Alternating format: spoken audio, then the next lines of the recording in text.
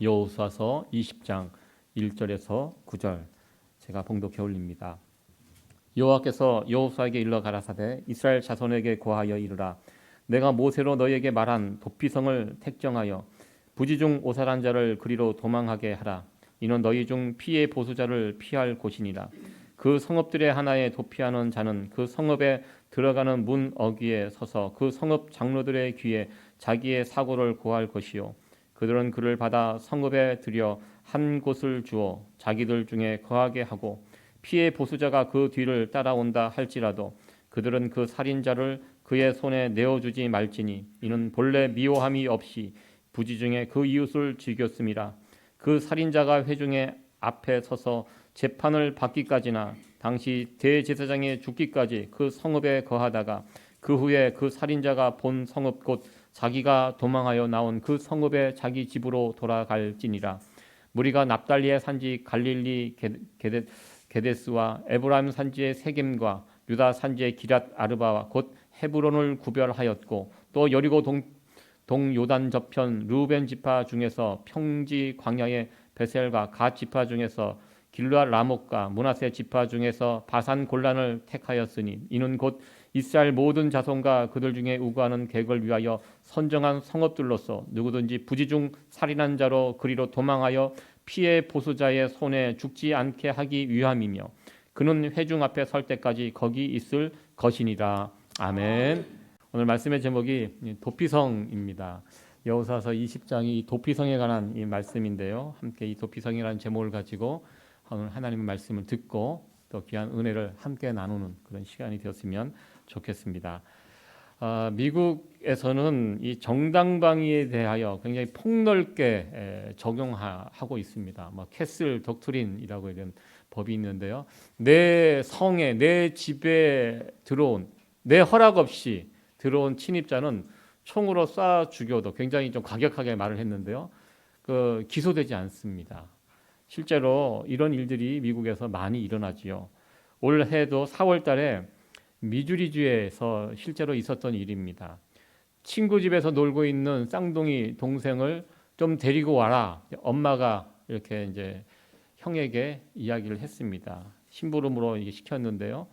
그 16살 된 흑인 아이가 엄마의 심부름으로 동생들을 찾으러 집에 들렸다가 주소를 잘못 착각을 해가지고 초인종을 눌렀는데 다른 집 초인종을 눌렀습니다. 그 집 안에 있던 84세 된 백인 할아버지가 16살 된 흑인 아이를 보고 총으로 그냥 쏴버렸습니다. 아주 불행 중 다행히로 총은 맞았지만 생명에 지장이 없이 죽지 않았는데요. 이 사건을 통해서 미국 사회가 과연 이 정당방위를 어디까지 허용해 줘야 할 것인가, 이 일에 대해서 열띤 논쟁이 벌어졌다고 합니다.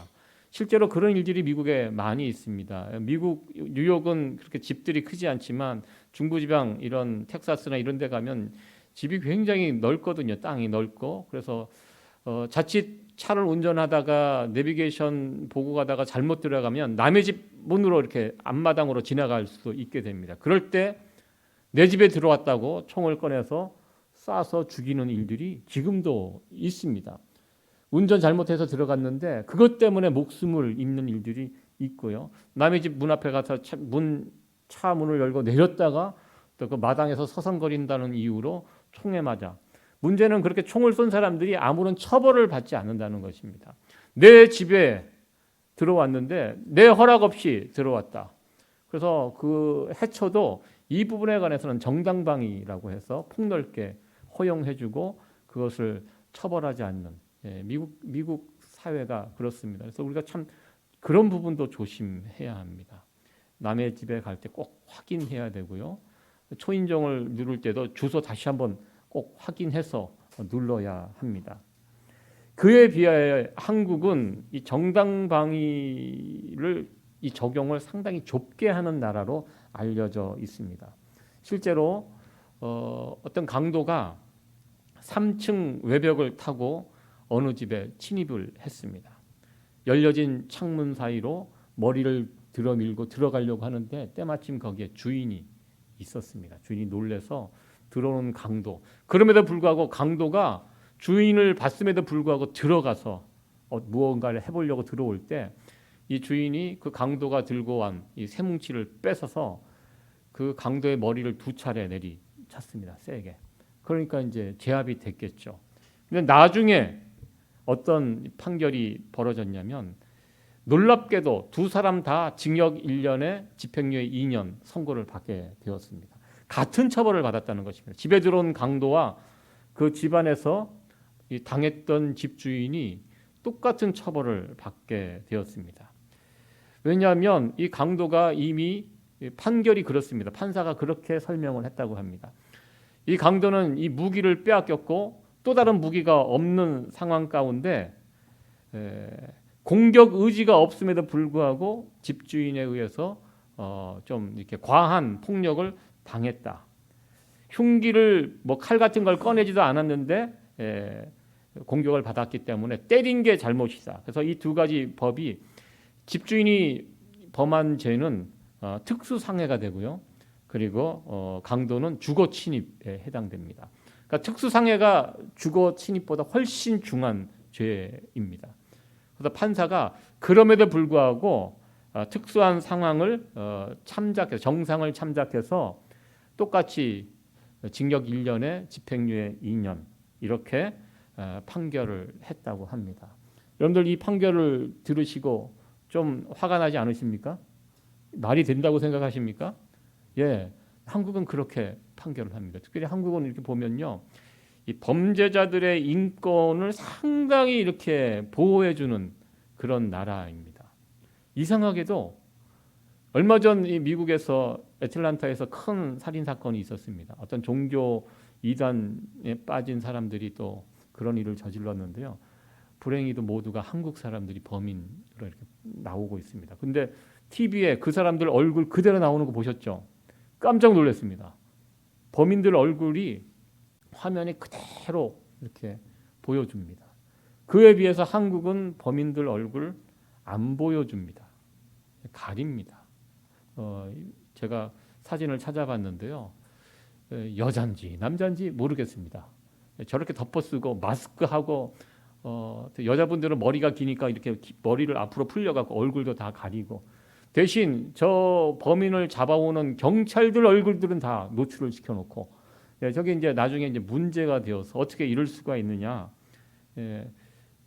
한국은 어떤 면에서 이런 범인들, 범죄자들에 대한 인권을 상당히 이렇게 보호해주는 그런 나라라고 저는 생각을 해봅니다. 여러분들 사람의 인권을 소중히 여기고 사람을 차별하지 말고 사람의 목숨을 귀하게 여기고 이 모든 것이 다 성경의 원리에 있습니다. 우리가 인간을 소중하게 생각해야 할 거, 하나님께서 사람을 창조하실 때 하나님의 형상을 따라 창조하셨습니다. 그러니까 사람들 한 사람 한 사람 그 안에는 하나님의 형상이 담겨져 있습니다. 그래서 귀한 것입니다. 다른 짐승들과 다른 존재입니다. 한 사람 한 사람이 다 소중합니다. 이 성경을 읽다 보면요, 수천 년 전에 이 성경이 쓰여졌지만 인권에 대한 인식이 거의 그 옛날에 그 무엇이 있었겠습니까? 그럼에도 불구하고 그 옛날에 그 성경을 보면 그 옛날 그 시절에도 사회적인 약자들에 대해서, 여성들에 대해서, 어린아이들에 대해서, 노인들에 대해서, 장애인들에 대해서, 노예에 대해서, 가난한 자들과 사회적 약자에 대해서 굉장히 많은 관심과 그들을 어떻게 보호해야 할 것인가, 어떤 규정들, 율법들이 성경에 아주 풍성히 담겨져 있는 것을 보게 됩니다. 우리 하나님은 한 사람 한 사람 그 사람들의 인격을 참 소중히 여기고 계시구나라는 것을 우리는 성경을 통해서 알게 됩니다. 요즘 사회적인 추세가 여성의 인권, 뭐 페미니즘 뭐 이런 거, 그리고 특별히 더 나아가서 성소수자들에 대한 인권을 굉장히 이슈화가 돼서 이것에 대한 열띤 논쟁들이 지금 벌어지고 있습니다. 미국도 그렇고요, 한국도 그렇습니다. 그러나 그들이 주장하는 내용들을 이렇게 들어보면 뭔가 핀트에 안 맞아요. 너무 상대방을 적대적으로 또 타도의 대상으로 바라보면서 이것 아니면 저것으로, 내가 살기 위해서 남을 죽여야 되는 이런 분위기로 바뀌어가는 것 같습니다. 그러니까 요즘 일어나는 인권 운동의 한계가 여기 있다고 생각합니다. 성경을 벗어난 인권 운동의 한계는 분명히 있습니다. 지금 한국에서 젊은 선생님들이 자꾸 스스로 극단적인 선택을 하는 안타까운 뉴스를 보게 됩니다.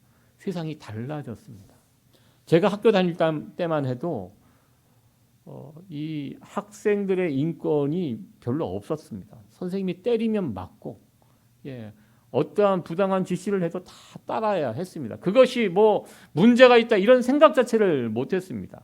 그러니까 학교에서 얼마나 아마 여러분들도 그런 살벌한 특히 남자분들 선생님들이 맞았던 그런 무용담을 다 하나씩 가지고 계실 것입니다. 이유도 없이 물론 이유가 있지만 그게 그토록 맞을 만한 이유는 아닌 것 같습니다. 지금 생각해서 그냥 화풀이 대상으로 학생들 잡아다가 때리는 이런 무지막지한 선생님들이 많이 계셨는데 요즘 기준으로 따지면 그분들 다 형사처벌 대상입니다. 감옥 가야 될 분들이에요. 지금 생각해 보면. 요즘은 너무 학생들의 그 인권이 이렇게 떨어져 있으니까 이것을 좀 살려보겠다고 학생 인권 조례 뭐 이런 것을 만들었던 것 같습니다. 그것이 이제 각 학교에 적용이 되니까 이제는 때리지 못합니다. 때리면 큰일 납니다. 선생님도 알고 학생들도 압니다. 그러니까 학생들이 선생님 때리지도 않으니까 막 이제 막 학생들이 하고 싶은 대로 편안하게 합니다. 불러다가 꾸중도 못합니다. 꾸중을 해도 이거 그 사람의 인격을 짓밟았다고 해서 무시했다고 해서 이거 신고 대상입니다. 그러니까 이게 어떻게 할 수 있는 방법이 별로 없는 거예요. 그동안 학생들이 너무 짓눌려 있다고 생각해갖고 이것을 좀 올려주니까 이제 반대로 선생님들이 죽어나가는 이런 상황. 이쪽을 살리다 보니까 또 이쪽이 죽어나가는 이런 안타까운 이 상황을 보게 됩니다. 이것이 이 세상에서 말하는 인권운동의 저는 한계라고 저는 생각합니다. 오로지 성경의 정신, 하나님께서 이 세상을 창조하시고 인간을 만드시고 법과 제도, 율법을 주셨는데요. 그것을 잘 연구하고 공부하면서 어떻게 사람과 사람 사이에서 룰을 지키고 살아갈 것이 이 성경에서 따와야 되는데요. 성경 이외에 다른 곳에서 가져오면 이런 폐단과 이런 문제들이 이제 생겨나는 것을 보게 됩니다. 우리는 언제나 성경에서 인권 중요합니다. 인권 어디서 출발해야 됩니까? 성경 안에서 그 해답을 찾아가야 할 줄로 믿습니다. 지난 시간에는 우리가 12지파 가나안 땅 분배 과정을 함께 살펴봤습니다. 이제 그 분배가 다 마무리가 되었습니다. 여호수아서 19장 51절은 이 사실을 우리에게 알려줍니다. 우리 19장 51절 말씀 같이 한번 봉독해 보겠습니다. 시작. 엘르아살과 눈의 아들 여호수아와 이스라엘 자손 지파의 족장들이 실로에서 회막문 여호와 앞에서 제비 뽑아 나눈 기업이 이러하니라. 이에 땅 나누는 일이 마쳤더라. 아멘. 이제 모든 정복 전쟁과 그 정복한 땅을 나누는 일이 마쳐졌습니다. 이제 무슨 일이 남았습니까? 분배한 땅으로 이스라엘 백성들이 들어가면 됩니다. 이제 키를 받은 거예요. 아마 여러분들 개인적으로 집을 사신 분들 그런 경험 있으셨을 것입니다. 집 사인 계약을 하고 내가 들어갈 집 키를 받았습니다. 집 문을 딱 열고 들어갈 때 그 설레임, 기쁨, 감격, 감동 아마 이런 감정 이스라엘 백성들이 가졌을 것입니다. 이제 다 그 정말 치열하게 싸워서 얻고 이제 분배 과정이 다 마쳐지고 이스라엘 백성들이 어디에서 살 것인지 각 지파별로 땅이 정해져서 그 땅으로 이제 들어가서 이제 살게 됩니다. 이것이 19장까지의 내용입니다. 이제 20장부터는 새로운 내용을 전해주는데요. 그 새로운 땅에서 어떻게 살 것인가? 이 나라라는 것이 땅이 있어야 되고요. 그 땅에서 살아야 될 백성들이 있어야 되고 또 하나 그 나라를 운영할 법과 제도가 있어야 됩니다. 법과 제도를 설명할 때 제일 처음 준 법과 제도가 도피성 제도입니다. 이게 이렇게 중요한가? 제일 처음 그 땅에서 들어갈 이스라엘 백성들에게 어떻게 그 땅에서 살아라, 무엇을 지켜라 할 때 주신 제도가 이 도피성 제도입니다. 그래서 이 도피성 제도가 중요하다는 것입니다. 이 도피성 제도가 무엇입니까? 그 내용 아마 여러분들 잘 아실 것입니다. 살인을 저지른 자 중에서 일부러 계획적으로 사람을 죽이면 율법은 그 사람을 반드시 죽일 것으로 명합니다. 살인을 저질렀다고 해도 그러나 한편 사람을 해쳤는데 가만히 보니까 어떤 계획도 없었고 어떤 고의성도 없어요. 그러면 이 살인한 사람을 보호해 주는 제도가 이 도피성 제도입니다. 전 세계적으로 가장 오래된 법전이 함무라비 법전입니다. 이 함무라비 법전 기본입니다. 눈에는 눈, 이에는 이. 동형보복법. 많은 나라의 이 법들이 다 그렇게 되어 있습니다. 한 대 때리면 맞은 사람이 한 대 때리도록, 손을 잃으면 그 사람은 손을 자르도록, 이것이 동형보복법입니다. 이스라엘에도 이 고엘이라는 그런 제도가 있습니다. 우리가 룻기를 살필 때 이 고엘법을 우리가 함께 살펴봤습니다. 내 가까운 친족 중에서 땅을 잃어버리면 그 가까운 친족이 잃어버린 그 땅을 찾아가서 돈을 지불하고 다시 찾아줘서 원래 땅 주인에게 돌려주는 제도. 이것이 고엘입니다. 이것은 땅에만 해당되는 것이 아니라 내 친척 가운데 가까운 친족 가운데 누군가로부터 맞아서 죽었어요. 그러면 그 가까운 친족이 그 해를 입힌 사람을 찾아가서 복수하는, 이것이 고엘입니다. 이것이 이스라엘에서 시행이 되고 있었습니다. 그러니까 이스라엘에게 이 도피성 제도를 설명한 것이 누군가가 이게 목숨을 잃게 되면 그 가까운 사람들이 그 원수를 찾아서 그것을 또 이게 보복을 하게 되거든요. 이 보복하는 것이 합법적인 것입니다. 이스라엘 사회에서는. 그런데 문제는 그냥 별 이유 없이 고의가 아닌 사고로 사람이 다쳤을 때, 죽었을 때 피해를 당한 사람은요, 이것이 고의인지 아닌지 상관하지 않고 일단 내 사랑하는 가족이 해침을 받았기 때문에 무조건 복수하려고 합니다. 이 마음을 막기가 어렵다는 것입니다. 그래서 여기에 보면 도피성 제도를 이렇게 이 제도를 이야기하면서 이제 무조건 다 사람을 죽이고 이런 사람을 보호하는 것이 아님을 이야기를 하는데요. 네 가지 조건이 있습니다. 고의성이 없이 살인한 자를 지켜주고요. 그리고 도피성으로 피해야지 보호를 받습니다. 이 고의성이 없이 사람을 해쳐도 도피성에 머물지 않으면 그 가족들을 만났을 때 해를 당하면 어쩔 수 없이 해를 당합니다. 이 사람이 보호를 받으려면 도피성 안으로 들어가야 돼요. 그리고 도피성 안에 들어갔을 때 그 도피성 안에 있는 리더들에게 재판을 받아야 합니다. 이 사람이 정말 고의가 있는지 없는지, 이 사람의 사고가 실수인지 아니면 계획한 것인지 설명을 듣고 증인들을 듣고 통해서 이야기를 듣고 재판을 받습니다. 그래서 재판을 받고 이 사람이 고의성이 없다는 것이 확증이 되면 무죄를 판정을 받게 되고요. 그리고 돌아가는 것이 아니에요. 자기 고향으로 원래 있던 곳으로 돌아가는 것이 아니라 대제사장, 그 사건이 일어났을 때 대제사장, 그 대제사장이 죽으면 다시 돌아가는 거예요. 이것이 도피성 제도의 룰입니다. 하나님께서는 가나안 땅에 이제 이스라엘 백성들이 새롭게 이제 들어가서 살게 됐는데요.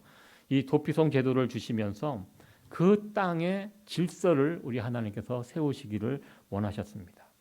우리가 살고 있는 이 미국도 초창기에는 물론 법이 있었습니다. 그러나 그 각 마을에 보안관들이 세워져 있었지만 사람들이 부딪혔을 때 뭐 개인 결투를 신청하고 법보다는 주먹이나 총으로 이 문제를 해결하던 그런 시대가 있었습니다. 그러나 이제 사회가 발전하면서 주먹이나 총이나 이런 무력보다는 법과 제도를 통해서 이제 문제를 해결하게 됩니다. 나라가 이제 질서가 이제 세워지게 되면 이 법치주의, 법으로 국가를 다스리는 이런 것이 돼야지. 또 이런 것이 가능한 나라가 선진국입니다. 지금도 선진국, 후진국 이렇게 나눠져 있는데요. 후진국에 가도 법이 다 있습니다. 법을 보면 너무너무 훌륭한 법들이 있습니다. 문제는 그 법을 지키지 않는다는 것입니다. 있으나 마나한 법들입니다. 법이 있어도 돈 있고 힘 있고 그러면 자기 마음대로 사고를 쳐도 다 풀려나고 거짓 증인들 세워서 진짜 범인은 풀려나고 그로 인하여 억울한 사람들은 생겨나고 지금도 후진국들은 매일매일 그런 일들이 일어나고 있습니다. 하나님께서는 하나님의 약속의 땅 가나안 땅에서 이스라엘 백성들이 살아가는데 그런 일들이 일어나지 않도록 하나님의 공의가 그 땅에 세워지고 억울한 사람, 그런 사람들이 그 땅에서 생겨나지 않도록 애매한 피가 그 땅에 흘려지지 않도록 이런 도피성 제도를 이스라엘 백성들에게 허락해 주셨습니다. 이렇게 해서 이스라엘 땅에 모두 6개의 도피성이 세워지게 됩니다. 이스라엘 땅 지도를 이렇게 보시기 바랍니다. 6개 세워진 그 지역들을 딱 보면 이스라엘 전역을 다 커버할 수 있는 그런 6개입니다. 각 지역마다. 그러니까 한 사람이 너무 멀리 떨어지지 않도록 어디에서든지 이 50km 반경 안에 이 자기의 도피성이 있도록 이렇게 만들어 놓았습니다. 그러니까 그리고 그 위치도 사람들이 다 알만한 지역입니다. 잘 모르는 지역, 뭐 사고가 났을 때요, 잘 모르는 지역 물어물어 어떻게 갈 수 있겠습니까? 딱 어디 어느 지역 이름만 들어도 알 수 있는 지역으로 이 도피성을 지정해 놓았습니다. 이스라엘의 이 도피성 제도를 이렇게 보면 하나님께서 단 한 사람의 억울한 사람도 생기지 않도록 세심하게 우리 하나님께서 보살펴 주시는구나, 이것을 우리가 알 수 있습니다. 99마리 양도 중요하지만 잃어버린 한 마리 양, 그것을 가볍게 보지 않으시는 우리 하나님의 성품을 죄송합니다. 다시 한번 확인하게 됩니다. 오늘날 법의 정신도 99명의 범인을 놓칠 수 있어도 한 사람의 억울한 사람을 만들지 않도록 하라. 이게 법조계의 유명한 격언입니다. 이와 같이 하나님께서는 가나안 땅에서 새롭게 출발하는 이스라엘 백성들에게 단 한 사람도 억울한 피해를 당하지 않도록 법과 제도를 우리 하나님께서 세워주셨습니다. 저는 이스라엘의 이 도피성 제도를 이렇게 살펴보면서 한 가지 의문이 들었습니다. 아마 여러분들도 저와 같은 의문이 들으실 것입니다. 도피성 제도가 왜 중요한가? 여호수아서를 보면 이 도피성 제도가 제일 먼저 이제 20장 들어가서 사는 이스라엘 백성들이 제일 먼저 주신 제도인데요. 이 도피성 제도가 여기에만 나와 있지 않습니다. 출애굽기에도 나오고 민수기에도 나옵니다. 사실 누군가를 죽인다는 거, 살인죄를 저지른다는 거 우리가 살면서 쉽게 만나는 상황이 아닙니다. 대부분 평생 살면서 이런 상황 만나지 않고 대부분 다 넘어갑니다. 근데 왜 이 도피성, 이 살인자를 보호하는 이 도피성 제도, 왜 성경에서 이토록 중요하게 다루고 있는가? 여러분들 그런 생각 안 해보셨습니까? 이 도피성 제도를 들으면서 이게 자꾸 내 얘기 같지 않고 뜬구름 잡는 얘기, 왜 이런 우리하고 별 상관없는 이런 도피성 이야기를 성경은 왜 거듭거듭 반복해서 우리에게 말씀하고 있는가? 여기에 분명한 이유와 목적이 있기 때문입니다. 여러분들 도피성 제도가 보여주는 것이 무엇입니까? 죽음을 피해서 도피성으로 달려갑니다. 이 그림을 한번 생각해 보시기 바랍니다. 죽지 않기 위해서 죽음을 피해서 도피성으로 막 달려갑니다. 도피성, 여러분 누가 생각나십니까? 예수님, 예수, 우리 주 예수 그리스도와 연결된 그림입니다. 예수님의 사역의 한 단면을 이 도피성 제도가 우리에게 보여줍니다. 죄인들은요, 일단 도피성 안으로 피신하면 살 수 있습니다. 그리고 여기서 끝나는 것이 아닙니다. 한 가지 중요한 또 하나의 내용이 있죠. 대제사장이 죽으면 그 사람에게 자유가 주어집니다. 도피성에 나와 자기 고향으로 돌아갈 수 있습니다. 대제사장이 죽으면 풀려날 수 있다는 거. 우리의 대제사장 되시는 예수 그리스도. 예수님이 십자가에서 죽으셨기 때문에 우리에게 무엇이 있습니까? 그 십자가에 피하는 우리들에게 무엇이 있습니까? 생명과 자유가 주어지게 됩니다. 도피성 제도는 정확하게 이 사실을 보여줍니다. 그러니까 저는 이 보면서 그런 생각을 해봤습니다. 도피성으로 누가 피했어요. 그래서 그 피한 사람은 무엇을 고대하면서 살까요? 대제사장이 언제 죽나? 그 사람이 무슨 기도를 할까요? 하나님 죽여 주시옵소서. 대제사장. 예. 누군가에게 대제사장의 죽음이 복음입니다. 이 사람이 죽었다는 이야기를 들으면 이 사람은 고향으로 돌아갈 수 있습니다. 이게 아이러니입니다. 우리가 조금 전에 우리 찬양했죠. 예수님이 죽고 내가 살고. 예, 이 그림이 이 도피성 제도 안에 들어 있습니다. 그렇게 하나님께서 세팅을 해놨습니다. 대제사장이 왜냐하면 누군가 죽었기 때문에 이 죽음에 대한 책임은 누군가는 져야 돼요. 이 죽음에 대한 책임을 누가 지게 합니까? 그 시절 대제사장이 죽음으로써, 보통 자연사 하겠죠. 죽음으로써 이 사람의 죄하고, 그래서 대속이라는 개념이 여기에서 나옵니다. 여러분들 대속이라는 개념을 제대로 이해하고 계십니까? 내가 죄를 졌는데요. 내가 죽어야 돼요. 그런데 누군가 나 대신 저 사람이 죄를 덮어쓰고 이 사람이 죽는 거예요. 이 사람이 죽으면 내 죄가 없어지는 거예요. 이 대속의 개념입니다. 그 쉽사리 받아들이기 쉽지 않은 개념이에요. 하나님을 모르는 교회를 이 성경을 모르는 사람들에게 대속의 이 교리를 설명하면 참 어렵습니다. 그 사람이 죄를 져서 그 사람이 처벌을 받아야지 왜 이 사람이 죽은 것이 이 사람하고 연결이 되냐고 막 이야기를 하면 여기에 대꾸하기가 쉽지 않습니다. 대속의 개념이 참 쉽지 않습니다. 그래서 하나님은 구약 성경에 예수 그리스도의 대속이 무엇인지를 여러 가지 사건을 통해서 우리에게 계속 보여주십니다. 대속이 무엇인지. 가장 대표적인 것이 무엇입니까? 이스라엘의 제사제도입니다.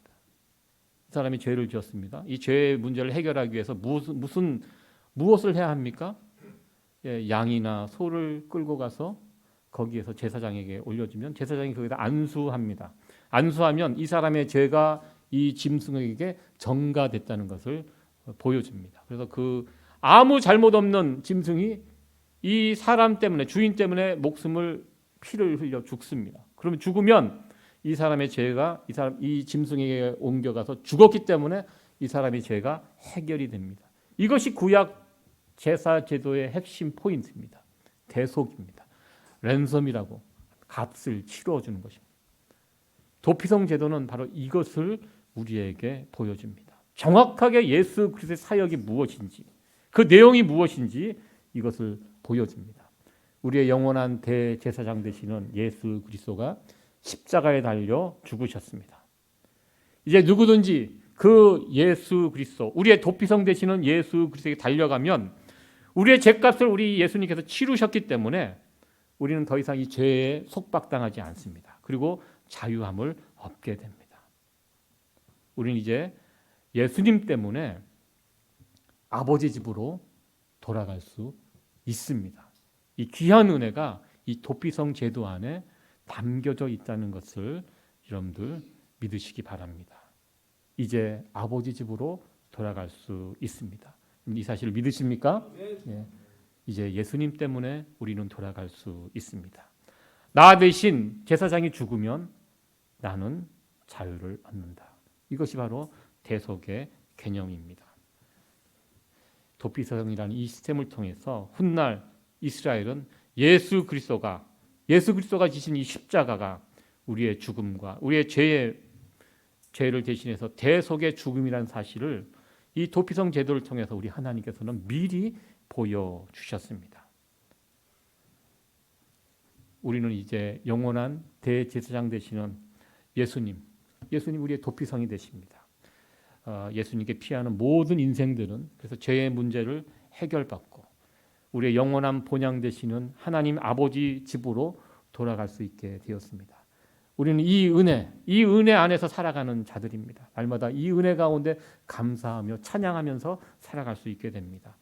끝으로 9절 말씀 같이 한번 읽어보도록 하겠습니다.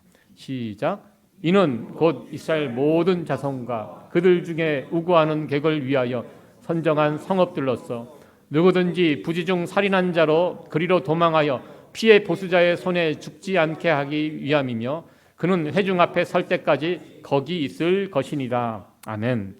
여기 보면 이 도피성의 혜택을 누가 받냐면 이스라엘 모든 자손과 그들 중에 우거하는 객들, 이방인들까지도, 그러니까 이스라엘 백성들만 이 혜택을 받는 게 아니라요.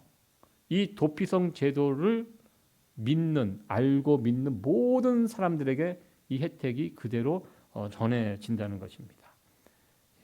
그리고 이 도피성 아까 지도에서 보셨듯이 이스라엘 도처에 골고루 흩어져 있습니다. 저는 오늘날의 도피성은 교회라고 저는 생각합니다. 예수 그리스도를 모신 곳, 그러니까 이 도피성, 이곳으로 피하면 어떻게 됩니까? 살 수 있습니다. 교회가 어떤 곳입니까? 여러 가지 교회에 대해서 설명할 수 있습니다. 교회는 좋은 곳이고 좋은 사람 만나는 곳이고 또 이곳에 오면 은혜 받고 상처받은 영혼들이 위로함 받고 많은 설명들이 있지만 교회가 어떤 것입니까? 이 교회는요, 살 수 있는 곳이 교회입니다. 죽은 사람들이 다시 살 수 있는 곳이 교회입니다. 영원한 우리 아버지 집으로 갈 수 있는 곳이 바로 교회입니다. 이것이 교회의 가장 중요한 포인트입니다. 그리고 저와 여러분들은 지금 도피성 안에서 우리가 살아가고 있는데요. 이 안에서 자유를 누리면서 살아가고 있는데요. 우리의 사명이 있습니다. 아직 이 교회가 도피성이 된다는 사실을 모르고 살아가는 세상 사람들이 참으로 많이 있습니다. 교회, 그냥 사람들 만나서 예배드리고 좋은 곳이지 이 정도 수준으로 알고 있는 사람들이 참 많습니다. 그렇지 않습니다. 이 교회는요, 도피성입니다. 이곳에 오면 살 수 있습니다. 이곳에 소망이 있다는 사실을 우리가 알려줘야 될 사명이 있다는 것입니다. 이거 모르고 살아가는 사람들이 의외로 많이 있습니다. 이리로 와라. 이리로 오면 살 수 있다. 이곳에 소망이 있다. 이것을 열심히 여러분들 보여주시고 이것을 증거해야 될 사명이 저와 여러분들에게 있습니다. 왜냐하면 이 세상 사람들은요, 아직까지 교회가 도피성이 된다는 사실을 그냥 모르고 살아가는 사람들이 너무나 많기 때문입니다. 그러니까 여러분들, 우리가 도피성으로 사람들을 보내 이 안내문 역할을 해야 돼요. 우리를 보면 저 도피성으로 피할 수 있도록 우리가 잘 안내를 해주는 역할을 우리가 해야 한다는 것입니다. 얼마 전에 한국에서 굉장히 안타까운 뉴스를 제가 보았는데요. 지금 오늘 내일 이곳에 또 비가 많이 온다는 예보가 있는데, 한국은 때마다 이제 장마가 있습니다. 올해도 큰 물 때문에 많은 인명이 피해를 받았는데요. 최근에 어느 50대 넘으신 여자분이 하천에 그 산책 나가셨다가 그 물에 떠내려 이제 목숨을 잃었던 그 사건이 있었습니다. 근데 그때 그 하천 제방에 CCTV들이 다 있어요. 그래서 이분이 물에 빠져서 떠내려가는 이런 장면이 그대로 이제 나왔습니다. 근데 어떤 일이 있었냐면, 이분이 비가 좀 오는 날인데 요즘 한국에 하천이 아주 제방이 잘 정리가 되어서요. 거기에 이제 산책로가 이렇게 되어 있습니다. 하천 그 물 옆에서 산책을 하러 이분이 우산을 쓰고 내려가서 이제 산책을 하셨어요. 근데 갑자기 저 위쪽에서 비가 많이 왔는지 막 하천 제방에 이제 물이 막 점점 많아지는 것입니다. 산책을 나가셨다가 이분이 물이 불어나는 것을 보고 그 처음 들어왔던 문으로 다시 올라갔어요. 나오려고. 이제 물이 불어나니까 산책을 그만하고. 그런데 나가려고 보니까 문이 닫혀 있는 거예요. 한국은 시스템이 잘 돼 있어서요. 막 물이 불어나고 그러면 그 하천에 들어가지 못하도록 문을 이렇게 차단을 해놓더라고요. 탁 내려왔어요. 만약에 저와 같은 남자라면 아무리 그 담벼락이 있어도 기어 올라가서 어떻게든 해보겠는데, 이분은 이제 나이 50이 넘으신 분이시고 연로하신 분이 같더라고요. 우산을 쓰고 그렇게 심각하게 생각하지 않았던 것 같아요. 그런데 문이 닫혀 있는 걸 보고 다시 내려가시더라고요. 내려가서 또 다른 문이 있는가 막 돌아다니시는 거예요. 근데 내려갔다가 다시 올라오지 못한 거예요. 갑자기 물이 불어나니까 그 하천 난간을 붙잡고 버티다가 물이 더 세지니까 그것을 놓쳐서 그냥 떠내려가는 이런 장면이 CCTV에 잡혀 있었습니다. 참 안타까운 것은요, 그 닫힌 문 앞에 가면 그 밑에 빨간 버튼이 있었어요. 안내문이 적혀 있었어요. 누르시오. 위급한 상황에 누르시면 이 문이 안에서 열린다고. 이거까지 다 만들어놨는데 문제는 이분이 몰랐던 거예요. 이 안내문을 못 본 거예요. 경황이 없으니까 어떻게 해야 되나 막 이렇게 놀래갖고, 분명히 보면 빨간 버튼으로 큼지막하게 안내문으로 위급시 누르시오. 분명히 거기에 적혀 있었는데 이분이 그것을 못 보고 그것을 버튼을 누르지 못하고 그 아까운 생명이 그렇게 해서 잃어버렸습니다. 이 안내문의 역할이 정말 중요해요. 그거 보면 살았는데 그거 못 보고 그냥 목숨을 잃었습니다. 저와 여러분들은 지금 도피성 안에서 이렇게 살아가고 있습니다. 우리는 이제 아버지 집으로 편안히 이제 갈 때가 있습니다. 그러나 세상에 많은 사람들은 아직 그거 모르고 분명히 뭐 교회가 있고 다 대충은 알고 있죠. 그러나 이 교회가 무엇을 하는 장소인지, 교회의 생명이 무엇인지 모르고 살아가는 이 안내문을 제대로 읽지 못하는 사람들이 너무나 많이 있다는 것입니다. 우리의 사명이 무엇입니까? 안내하는 일입니다. 그 사람들에게 교회로 가라, 교회로 피하라. 그러면 살 수 있다. 이것을 계속해서 여러분들 외치시고 그리고 안내문으로 살아가는 그런 증인의 삶도 사셔야 합니다. 여러분들이 이 도피성 안에 살아가는 사람들이 얼마나 자유를 누리고 행복하고 그렇게 살아가는지를 사람들에게 보여줄 때 저 사람들이 도피성 안에서 살아가는 저희들을 보면서 관심이 있을 거 아니에요. 저 사람들은 왜 저러고 살지? 되게 행복해 보인다. 좋아 보인다. 우리하고 좀 다르다. 이게 우리가 이 안내문의 역할로 살아가는 모습이라고 저는 믿습니다. 성도 여러분들, 교회가 많이 있습니다. 모든 이 뉴욕시를 다 커버할 만큼 교회들이 많이 있습니다. 마치 우리가 도피성 이스라엘 전역을 이렇게 덮어 있는 도피성의 모습을 봤죠. 문제는 이 도피성이 무슨 역할을 하고 있는지를 여러분들 잘 설명하실 수 있어야 돼요. 그러니까 도피성 안에 살면서 이 도피성의 진가를 모르는 사람들에게 이곳에 가면 살 수 있다. 이곳에 참된 소망이 있다는 것을 끊임없이 전하시고 그리고 그 안내문으로서 살아가는 그런 증인의 역할을 잘 감당할 수 있는 성도 여러분들 되어지기를 간절히 축원합니다. 네.